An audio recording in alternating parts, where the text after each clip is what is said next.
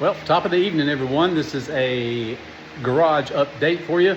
My first drink of the night, which is just an old-fashioned, smoked old-fashioned. But 2 walls done, base is done. I got 1 remaining wall over here to my right, and I'll flip the camera around and let you see. Got what can roll is still in the garage, and they'll be here between 8 and 9 in the morning to start on the floor. So I've got everything else that stacked on some small horses out in the driveway, covered up with a tarp. So I'll be up early tomorrow, and I will be up late tonight. I gotta finish sanding this wall and then paint it. Fortunately, I bought one of the real big, long rollers, and that actually blows through a wall pretty daggum quick. So let me flip the camera around, let me show you.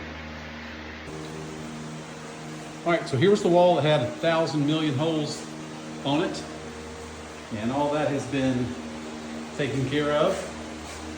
Windows trimmed out. Got to clean the windows and put new blinds up, but that'll be after the floor's in. But here's the walls. There's that one area down there that I was waiting to be painted when I hit this wall over here. So of course that big wall is done, and here's the one that I'm waiting on. The stuff to the spackling to dry. Almost there. Got a fan blowing on it, and I've got that base to do down there, that base trim.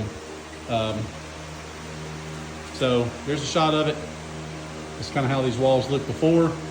Beat all the hell and back. This little, this is gonna be a chalkboard actually. And I will do the chalk inside, black trim around it. And that'll stay there. That'll incorporate into my design.